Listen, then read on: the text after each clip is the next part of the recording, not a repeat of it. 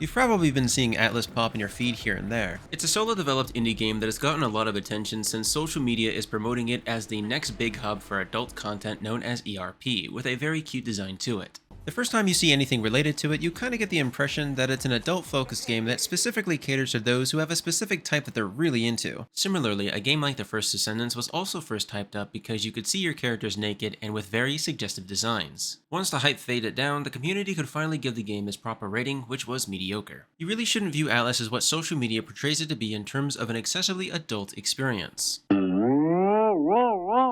You know who they are, female and male avatars that are just blown out of proportion while also being short stacks with 99% jiggle physics and 1% cosmetic design. But really, that's just a minority of players. There isn't actually a lot of focus on that side of things unless you really look for it. If you're able to get over the stereotype that this community is known for overly fetishizing their characters, then Atlyss is a very fun but ultimately unfinished early access concept, which focuses on a lot of min-maxing, dungeons, tons of personality with some of the closed-off classic MMORPG feels, where you can host your own servers and join any of the others online when you want to. The only concern is that it isn't finished yet, so you will eventually run into a point where there isn't much else you can do with bosses or quests besides helping out lower level players, or by repeating things over again with a new character that is playing a different class. It isn't that big of a deal considering you're still getting yourself over 20 hours of playable gameplay. All things considered, this is turning out to be one of the better games to play around with because of how enjoyable it can be once you've gotten pulled into that min-max grind, or when you find a community that really clicks with you no matter which one that may be. So long as you keep yourself limited with character designs without going too hard with the offered features, then it visually starts to be a little bit more wholesome and adorable than it's showcased to be. The character customization has a surprising amount of detail with a lot of different races to choose from and the references that you can create, as well as the optional vanity cosmetics, which may be applied to make your characters look a little bit more presentable, or less if you're really into that sort of thing. If you're tired with how other players look, there is a function that allows you to limit their proportions to a respectable level that looks much more appropriate, while also still providing both visual choices because there is no effect on how others see their game, just yours. It's not a game that tries to visually amaze you with the graphics and soundtracks, and it can be annoying for somebody looking for more than just a repeating cycle of loud music. Personally, I didn't mind it too much, as it does emulate a lot of old school sensations with its paintbrush style of a UI and dungeon aspects that bring a lot of memories back from the Nintendo 64 era, like with the locks and BMOs from The Legend of Zelda. In Atlyss, you have currently 3 classes that you can choose from, 4 technically if you choose not to change your job once you're given the option at level 10, those being Bandit, Warrior, and Mystic, each offering their own class-generated skills and stat focus like Strength, Dexterity, and Intelligence. The Bandit is a very nimble class, focused on getting in and out with quick engage and disengage, while the Warrior is a frontline tank capable of tanking very heavy hits with a heavy blocking bulwark.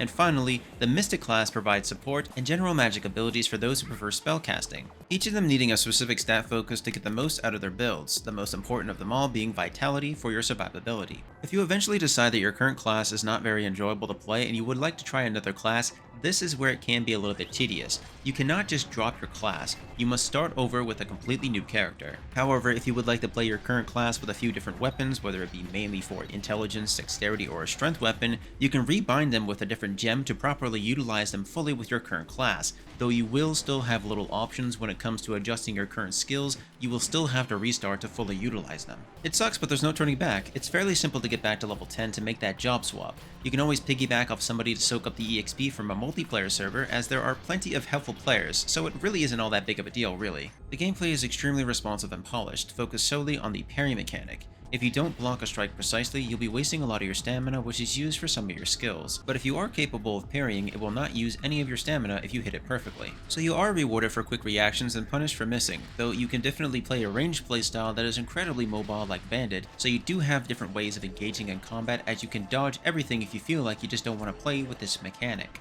So you'll be spending a significant amount of your time making your way through each zone, slowly leveling up like you're playing MapleStory 2, where you can choose your stats to allocate, with monsters respawning in an open instance along other players, or solo if you're playing alone. Item drops either in the overworld zones or dungeons are all random and class specific, so playing with others in a 4-man party and sharing your drops with one another can drastically speed up the gearing process from that long dungeon that would otherwise be very time consuming to get on your own. But the time spent would still be generally fun, so there isn't really any need to rush through it so quickly. Atlyss is the type of game that you can easily spend multiple digit hours on because while it is currently still being worked on and while it does only have 2 dungeons and a handful of zones becoming a little bit empty after you hit level 20, there is still a very active and welcoming community of players with whom you can sit down with and play through the game together, whether it be to support one another or just to have some fun and relax in the lobby zone. it deserves all of the praise that it has been receiving. Like when somebody comes into your server and meets you and you greet them and they persuade you to help them complete a dungeon for a chance at some epic class specific drops, it's just great until you have all that you need and there's nothing more to pursue.